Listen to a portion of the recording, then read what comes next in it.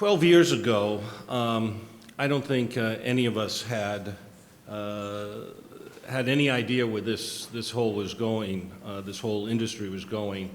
And I think that it's been mentioned once, twice, and will be mentioned a lot here, that there's actually a 600 megawatt solar project in the works that Omaha Public Power District Board and Management's putting together.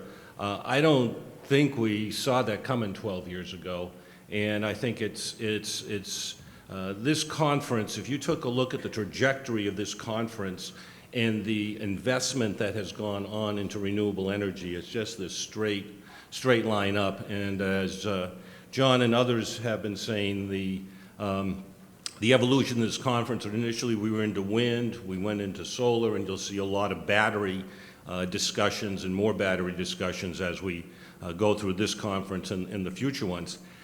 But there's another thing that I never thought I would really see, and that is that National Gas Association, ExxonMobil, and the Petroleum Institute, that a leader from those organizations is going to be a speaker today. And we have with us today probably one of the national leaders in both regulatory law and energy law. She has that, and then she was with the Bush administration, both with the Council of Economic Advisors. This woman is deep and broad in the entire energy field, and now she's on our team. And I want to, let's give her a big welcome, Amy Farrell, Senior Vice President of Government Relations and Public Affairs for the American Wind Energy Association.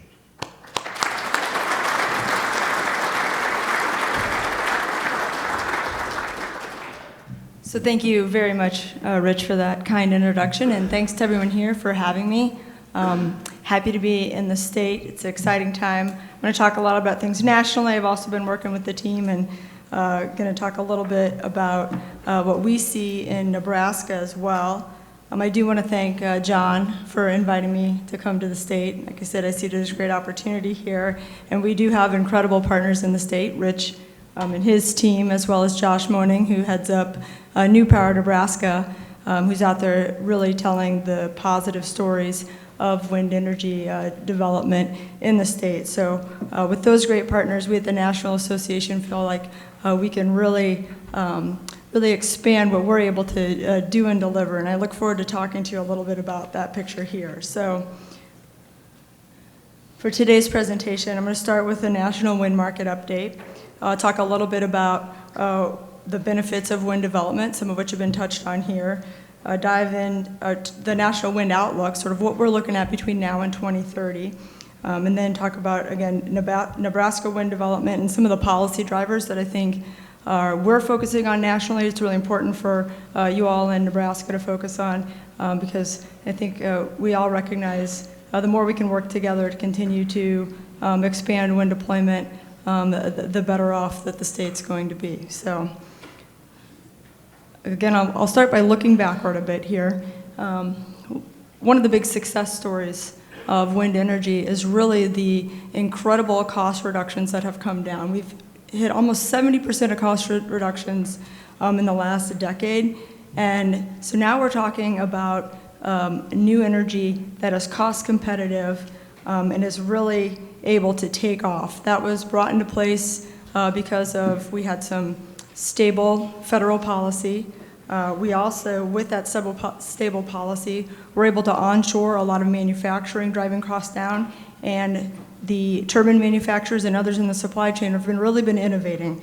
And so that's a really good news story because what you can see here is that wind is already the lowest cost of new power generation in most markets, and it's fallen enough that it's now competitive with existing generation. So what that means is that's a big win for consumers because we're going to continue to drive down electricity costs.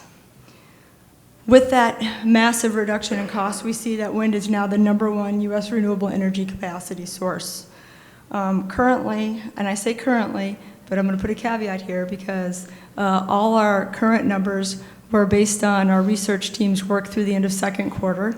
So currently, in air quotes, we have almost 98,000 megawatts of wind power across the U.S., and that's over 57,000 individual wind turbines, enough to power 30 million American homes.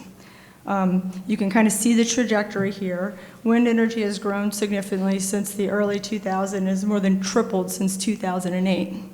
I do a little teaser without getting in trouble for my press team, but look for some exciting big milestone news for our third quarter report that's going to come out in a couple days. So hint, we're really close at 98,000 to a monumental number of 100,000. So watch for that breaking news. Nebraska's been a big player in this. It actually saw the fastest growth rate last year, although Texas remains the overall growth leader. When we look back in 2018 with our annual market report, we saw that 20 states added wind capacity. Again, Texas, Iowa, Colorado, Oklahoma, and Nebraska led in installations for the year, each adding over 500 megawatts. I'm going to talk a little bit later about Nebraska, but you guys have a really, really excellent resource here and a lot of opportunity to continue being a leader in the country. So what does that translate to in generation? So wind energy has provided 6.5% of electricity generation in 2018. That is, again, an increase. So back in 2016, it was 5.5%. 2010, it was 2.3%. We're going to continue rolling that up. But importantly, when you look in a few states, we're seeing significant generation from wind. 6 states generated over 20% of their electricity from wind in 2018. And 14 states generated over 10%. 20 states produced at least 5% of the generation from wind. To put this in context, 10 years ago, Iowa was the only state to produce over 5% of its electricity from wind. So we're seeing incredible growth here. What does that mean from a benefit side? We're going to shift and translate to what does all this generation and deployment mean. Growing wind power, we've already touched on this, other speakers have. It creates big economic and environmental benefits. It's a major economic driver, particularly in rural areas. Nationally, the wind industry has invested over $142 billion in private investment and capital projects over the last 10 years. 12 billion of that was in 2018 alone, so these are big numbers. That value from the wind project flows to the local communities in the states through land lease payments, through property taxes, state and local income taxes. These things are funding schools, libraries. It is a major boost, particularly in rural America. We calculated nationally, and kind of worked with our members to put a national level together to say, what does this mean in scope? And we came with over $1 billion a year in state and local taxes plus landowner payments. So this is a real contribution to the national economy, and particularly the rural economy. It's also a big jobs driver. The wind industry directly employs over 114,000 Americans. That's everything from manufacturing components in the supply chain, to construction, to working on development of projects and engineering, operations and maintenance over the life of these projects. So a lot of jobs, and again, a lot of jobs in rural America. I did an interview, I don't remember, a couple weeks ago, actually an NPR interview, and one of the questions was talking about, the benefits, but from an angle. And one of the things that, I grew up in farm country in rural Illinois, and I look around at a lot of the people I went to school with, and most everybody left town, like moved to other states or the big city. And one of the things that really hits home for me is talking to a lot of people who flew in for our lobby days, where these folks in the industry are so excited because now they have community college programs where their kids and their neighbors are going through programs and are able to stay in the communities. So I personally see a huge benefit from that as well, and I think Nebraska is a great success story on that front. And I mentioned too, there's also environmental benefits from wind energy. There's reduction in air emissions and also water consumption. So as we've seen the deployment of wind grow, we've seen these environmental benefits grow as well. And then finally, I'm going to switch now. What are we looking at going forward? We have a database that we call the under construction and advanced development. So this is kind of a pretty concrete outlook on the next 1 to 3 years. What do we see in the pipeline? There's a record right now, almost 42,000 megawatts under construction or advanced development. So a lot of growth ahead of us. And so we are expecting to see continued growth of these benefits moving forward. And with just under 100 gigawatts a day, that means we're poised to grow by 40% in the next few years, so another huge boost. We at OWEA don't do our own external long-term projections for a host of reasons, including antitrust, but we do talk to and look at a lot of what the experts are putting out there. So what this chart here shows is the annual wind deployment forecast from a number of the consultants in the space, Wood Mackenzie, Bloomberg New Energy Finance, and Navigant. We kind of compiled those. And as I look ahead to 2028 here, what you're seeing here in the short term, that 2019 to 2021, about 10 gigawatts plus of projected growth, that peak in 2020. And then 2022 to 2025, about 6 gigawatts a year, including some deployment of offshore that's coming online now.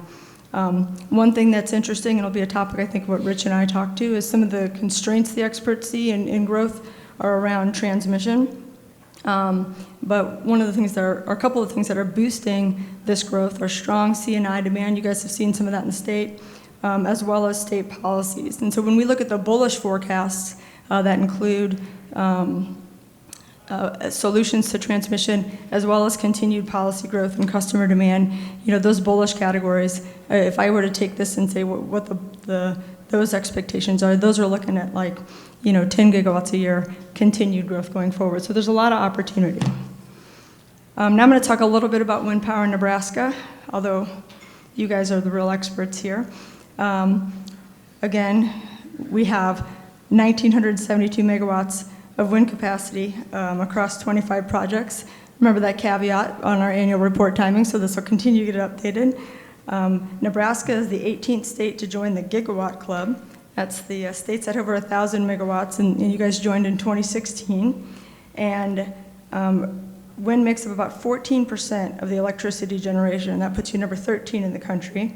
I know there's a lot of competition in the football space. Maybe you guys could get into a competition in the renewable energy generation space too, take on some of your neighboring states here. But we see a lot of growth here. Nebraska's continuing to add wind energy, and there's right now 1,000 megawatts under construction or advanced development, and that's that near-term window. Wind is a reliable contributor to Nebraska's power grid.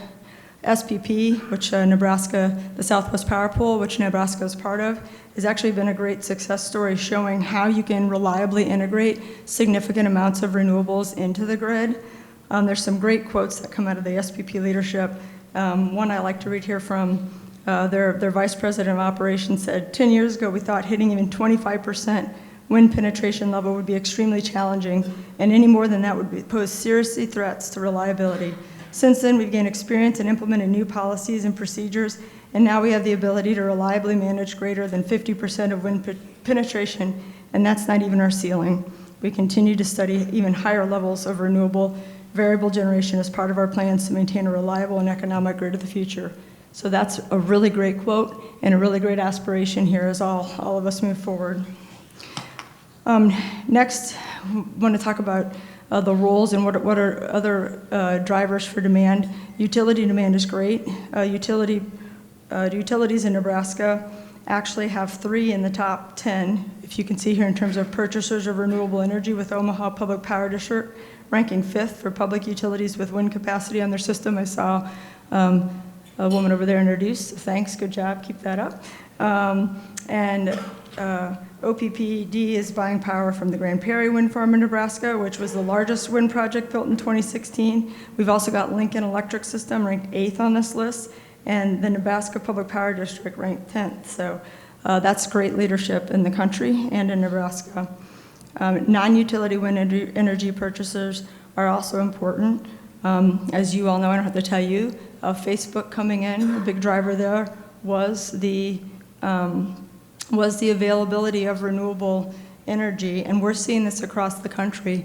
It's not just about the direct jobs, but it's about these Fortune 500 companies who have sustainability goals and other needs that they need met. And part of their decision to site and to bring all those jobs to communities is the ability to have access to renewable energy. So that's another huge advantage that I think Nebraska has. And it's not just high tech. You can see Hormel Foods is on this list, Smucker's, some other household names. So again, a great opportunity for Nebraska. And then that gets to the jobs. We've got the 3,000 to 4,000 direct jobs in the wind industry. It's helping young people, like I said, stay at home. Annual lease payments range between $5 to $10 million a year, and we've seen that that construction boosting everything from local sales receipts tax to the tax base and helping build new schools. I think Josh was telling me about O'Neill Public Schools, for example, after having several failed bond issues, is now renovating and expanding with the help of the financing from the revenue from the wind farms. So great community story as well. And let's talk a little bit about Nebraska's wind power potential. You guys have a lot of room to grow, which is a great thing. You guys have the third highest energy potential among states and some of the highest wind capacity factors. So the state is really poised to become a top renewable energy producer, which means more of this jobs, economic deployment, and all these other benefits we talked about. The technical potential, which you can see on the slide here, is 880,000 megawatts. Sorry. And then finally, and this kind of, I think, is something we're going to talk about a little more, how can the state of Nebraska make sure you continue to grow and be strong here? I think policy drivers for wind deployment, a strong business climate, fair tax policy, and then transmission and planning and permitting improvements, really stepping up and working with your public power boards and others who can influence that Southwest Power Pool process to be strong advocates for transmission deployment and renewable growth are important. Talk a little bit more here about investment in transmission. Again, it's all about getting this wind to load, and so transmission is going to be a key to unlocking the opportunity that you're sitting on here in Nebraska. And it also delivers bigger picture benefits, not just to the wind production here in the state. It really unlocks the ability to deliver the lowest cost power to consumers. When I talk about transmission on national panels at our national level, everybody's saying, oh, let's let the market work. Let's make sure consumers can get the lowest cost power. Without these significant transmission investments, that's not even possible. So we need to really work together to make sure that transmission is in place. We've seen study after study say at the end of the day that the benefits exceed the cost of transmission. At SPP, which again Nebraska is part of, did their study of some 2014 investments, and they found the benefits to cost were about a 3.5 times ratio. So that's a significant return. So we're talking about clearing a pathway. In a lot of cases to let private investment come in the door, but really opening up opportunity for jobs on the wind supply side and low cost for consumers on the receiving side. So that'll be the end of my sort of policy plug, and I look forward to launching into the conversation here with Rich. I've got my contact information up on the screen here, but also importantly, Jeff, can you stand up and wave to everybody? This is Jeff Danielson, our Central States Director at AWEA. He's a former Iowa senator and an all-around good guy. I encourage you to meet him while you're here at the conference and direct any and all hard questions to him. As Rich mentioned, we're at the tail end of the phase-out of the production tax credit. I kind of alluded to the stable policy. There's a deal cut to provide a 5-year phase-out in a certain glide path.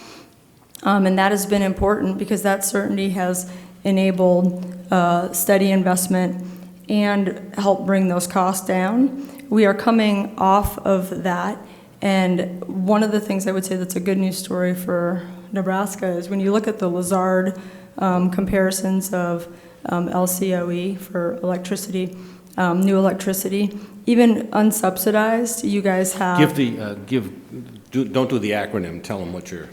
Okay, in plain language, the levelized cost of electricity, I could write the equation. But I know you. yeah, so the levelized cost of electricity, which is sort of when you want to do a comparison across sources, that's one of the metrics you use.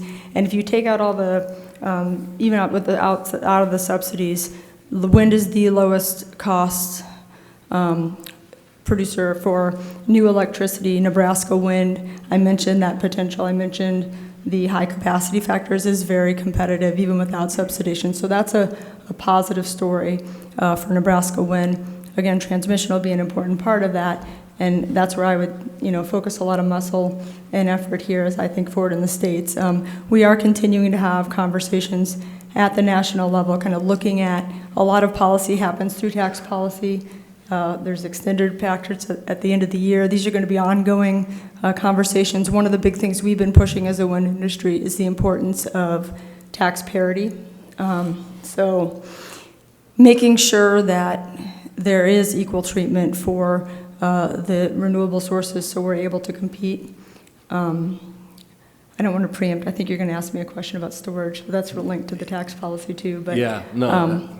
Anyway, any clarifications on that, or? I think that's helpful, but I do want to go to, we're just beginning to incorporate battery storage in our discussions at the conferences, and it seems like it has brought up a number of new issues. So if you could do a little treatment of the issues that you see at a federal level as it relates to battery storage and then the interface with wind. I know some years ago GE had a great turbine that actually had a battery in the nacelle, but if you could talk a little bit about how that's going to be integrated in policy debates and what are the issues? Yeah, so a couple things. So right now, the way the tax policy works, you can get an investment tax credit for storage if it's paired with solar. So there's a huge coalition of folks out there that are actually working with folks on the Hill to get what we call the standalone investment tax credit. So it can be put in the section of the tax code similar to where the solar tax credits are and just have the same treatment but without having to be paired. We see that as a positive opportunity. When our research guys model that, I think that opens up another 2 to 3 gigawatts of upside potential for wind deployment. And in terms of other challenges, we're also working at the RTO level because one important thing is going to be how do you integrate hybrid projects. So if it's a wind storage project or wind solar storage project, that's another area where making sure that the rules that the ISOs allow for, the independent system operators allow for the ability to interconnect these hybrid projects is another area that we're looking at. And while we haven't seen a lot of paired projects in Nebraska yet, we do see things happening in the coming years, and batteries will have the opportunity to help wind power because obviously it creates a more firm product, and that'll have high value not only to utilities but also to the C&I customers that are looking for being able to make sure that they're meeting their sustainability goals for renewable power. Yeah.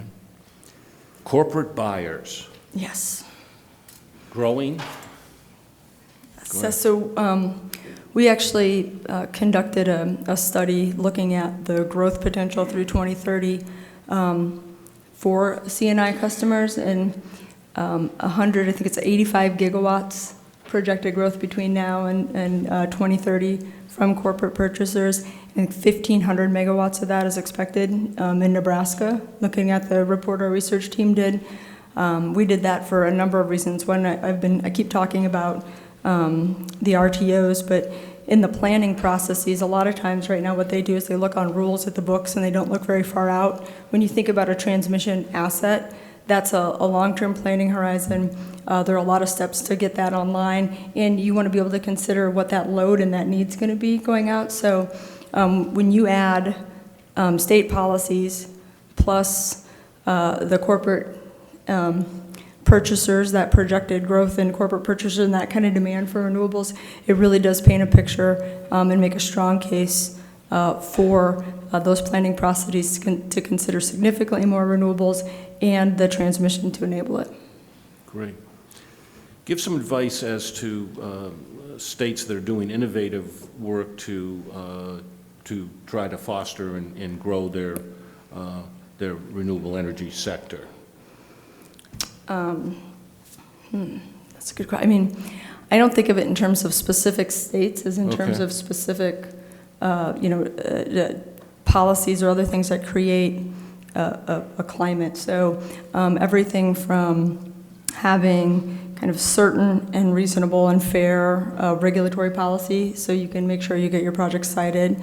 There are a number of states that have been leaders in the conversation on transmission. States are huge stakeholders in the stakeholder process at SPP and MISO, for example. Other things that they do, again, the tax treatment consistent with other businesses in the state. Really, the states that view this as an economic development opportunity, open the doors to wind like they open the doors to other economic industries, and so that's why I think Nebraska's got a lot of great policies in place and a lot of opportunity to continue to be up there with the big players. The following panel here is going to deal with electric vehicle. Can you talk a little bit about that interface with wind, renewable, federal policy?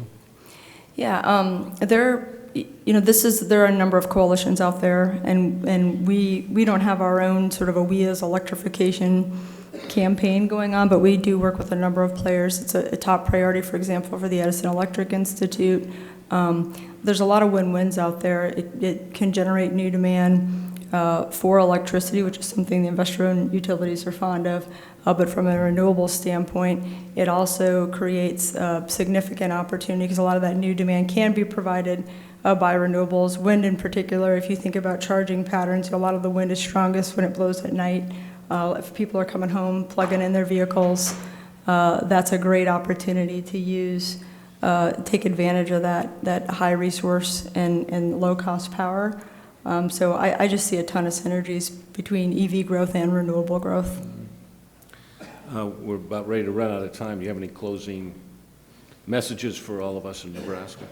I think the theme that ran through most of my answers was transmission. So I guess my closing thought would be, to work with your public power boards and encourage them to be advocates for renewable energy, in particularly the Southwest Power Pool process. For this to work, we've got to have planning processes that really contemplate that significant renewable future out there so we can plan for and get built that transmission that's truly going to unlock that huge wind potential that the state of Nebraska has. And so I hope I can, come back here in 5 years, 10 years, and talk about not just about number 3 in potential, but number 1 and number 2 in deployment. So that's what I'll look forward to. That's great.